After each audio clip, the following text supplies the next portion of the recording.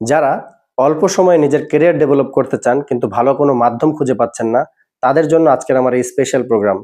হ্যাঁ, নেটওয়ার্কার বন্ধুরা, যারা নেটওয়ার্ক মার্কেটিং এর সাথে জড়িত তাদের জন্য আজকের আমার এই বেসিক ট্রেনিং পার্ট 1। প্রথমে ইতিহাস থেকে শুরু করি। 1940-41 সালে আমেরিকার একজন কেমিস্ট ডক্টর কার্ল রেইনবার্গ, উনি প্রাকৃতিক সার থেকে উৎপাদিত শাকসবজি দিয়ে একটা ভিটামিন তৈরি করেন, যেটা পরবর্তীতে বাজারজাত করেন। ওনার সর্বপ্রথম কোম্পানি হচ্ছে নিউট্রালাইট প্রোডাক্ট ইনকর্পোরেটেড, যা নেটওয়ার্ক মার্কেটিং এর সর্বপ্রথম MLM কোম্পানি, এবং ডক্টর কার্ল রেইনবার্গকে বলা হয় MLM সিস্টেমের জনক। উনি ওনার প্রোডাক্ট বাজারজাত করার সময় দেখতে পারলেন ওনার প্রোডাক্ট তৈরির থেকে কাস্টমারের কাছে পৌঁছতে মাঝখানে ডিলার, হোলসেলার এবং রিটেলার, অর্থাৎ কোম্পানি থেকে কাস্টমারের কাছে যাওয়া পর্যন্ত মাঝখানের কিছু ব্যক্তির হাত বদলের কারণে প্রোডাক্টের দাম বেড়ে যাচ্ছে এবং কাস্টমার সেই প্রোডাক্ট অনেক বেশি দামে কিনছেন। তো মাঝখানের যে ব্যক্তিগুলা মধ্যস্বত্বভোগী যাকে বলা হয়, উনি তাদেরকে বাদ দিয়ে ফ্যাক্টরি থেকে উৎপাদিত পণ্য সরাসরি কাস্টমারের কাছে পৌঁছানোর জন্য যে ধারণা আবিষ্কার করেন সেটা হচ্ছে মাল্টি লেভেল মার্কেটিং। ধরা যাক একটি সাবানের মূল্য বাজার থেকে যেটা আমরা ক্রয় করি সেটার দাম হচ্ছে 50 টাকা, কিন্তু ফ্যাক্টরিতে সেই সাবানটি তৈরি হয় মাত্র 15 টাকায়। এরপরে সেটা সবার কাছে জনপ্রিয় করার জন্য বিজ্ঞাপন দেওয়া হয়, সেখানে প্রয়োজন হয় আরো 10 টাকা, হয়ে যায় 25 টাকা দাম। এরপর উনি 5 টাকা লাভ করে ডিলারের কাছে বিক্রি করেন 30 টাকায়। ডিলার সেই প্রোডাক্টটি পেয়ে হোলসেলার বা পাইকারি বিক্রেতার কাছে আরো 5 টাকা বেশিতে বিক্রি করেন 35 টাকায়। 35 টাকায় হোলসেলার কেনার পরে সেটা রিটেলার বা খুচরা বিক্রেতার কাছে আরো 5 টাকা লাভে 40 টাকায় বিক্রি করেন। তো রিটেলার বা খুচরা বিক্রেতা উনি একটু বেশি লাভ করেন। উনি কি করেন, কাস্টমারের কাছে আরো 10 টাকা লাভে, অর্থাৎ 40 টাকায় ক্রয় করে 50 টাকায় উনি কাস্টমারের কাছে বিক্রি করেন।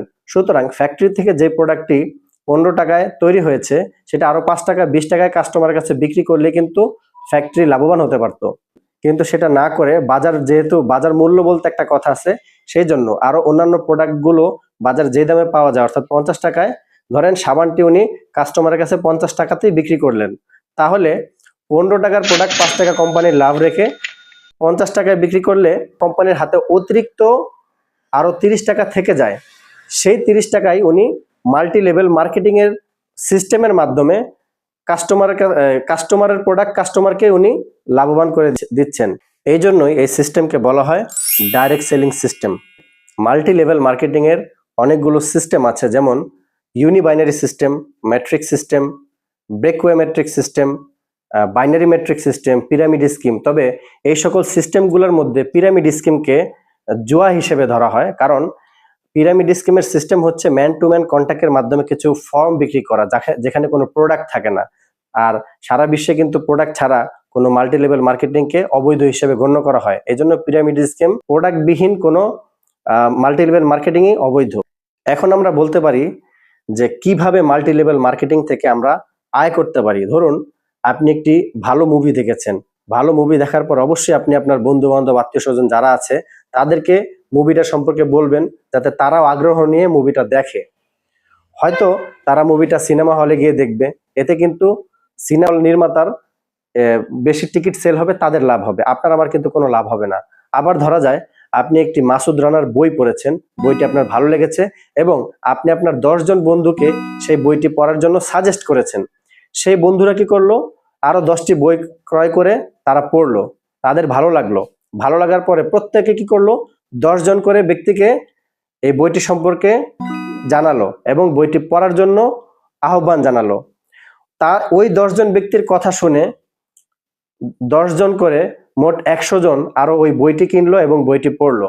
তাতে কি হলো, ওই বই কোম্পানির, ওই বই প্রকাশনীর লেখকের লাভ হয়েছে, কিন্তু আপনার মাধ্যমে যে প্রচার হয়েছে আপনার কিন্তু কোনো লাভ হয়নি। কিন্তু ব্যাপারটা যদি এরকম হতো, আপনি যে 10 জনকে বলেছেন, 10 জন বইটি কিনেছে, বইটি কেনার মাধ্যমে কোম্পানির যে লাভটা হয়েছে সেখান থেকে আপনাকে একটা কমিশন দিক। আবার ওই 10 জন যে আরো 10 জন করে মোট 100 জনের কাছে বই সম্পর্কে বলেছে, আরো 100 জন বই কিনেছে, সেই 100 জন থেকেও যদি আপনাকে একটা কমিশন দিত, তাহলে কেমন হতো বন্ধুরা? খুবই ভালো হতো। আর মাল্টি লেভেল মার্কেটিং এ এইভাবেই আপনি যাকে একটা প্রোডাক্ট কেনার জন্য অনুপ্রাণিত করেছেন, সেই প্রোডাক্ট কেনার পরে সেখান থেকে আপনি কমিশন পাবেন, এবং তারা সারা জীবন যত ব্যক্তির কাছে এই প্রোডাক্ট সম্পর্কে বলবে এবং প্রোডাক্ট বিক্রি হবে, তারপরের জেনারেশন এভাবে যত সেল হবে সেখান থেকে কিন্তু আপনি একটা কমিশন পাবেন। তার মানে অল্প সময়ে শর্ট টাইমে মাল্টি লেভেল মার্কেটিং এর মাধ্যমে কিন্তু খুব সহজে আয় করা যায়। এই সিস্টেমের সাথে যারা জড়িত তারা অল্প সময়ের মধ্যেই কিন্তু লক্ষ লক্ষ টাকা আয় করে নিজের ক্যারিয়ার ডেভেলপ করতে পারে। শুধু লক্ষ লক্ষ টাকা বললে ভুল হবে, তারা কিন্তু গাড়ি বাড়ি এবং আরো অনেক বড় বড় অ্যাসেটের মাধ্যমে তাদের লাইফ এবং ক্যারিয়ার দুটোটাই ডেভেলপ করতে পারে। তো সুতরাং মাল্টি লেভেল মার্কেটিং সম্পর্কে যাদের ধারণা স্পষ্ট নয়, আসলে তাদের বেশি বেশি করে জ্ঞান অর্জন করা উচিত, ট্রেনিং করা উচিত। এই সকল ট্রেনিং গুলোর মাধ্যমে কিন্তু আপনার নিজের জ্ঞান সমৃদ্ধ হবে। এভাবে কিন্তু আপনি আপনার লাইফে সফল হতে পারবেন। তো সুতরাং বন্ধুরা, আজকে বেসিক ট্রেনিং পার্ট আর বড় করব না, বড় না করে আজকে এখানেই বেসিক ট্রেনিং পার্ট 1 শেষ করছি, এবং বেসিক ট্রেনিং পার্ট 2 যথারীতি আপনাদেরকে দেখার আমন্ত্রণ জানিয়ে আজকের মতো ভিডিও থেকে বিদায় নিচ্ছি। আল্লাহ হাফেজ।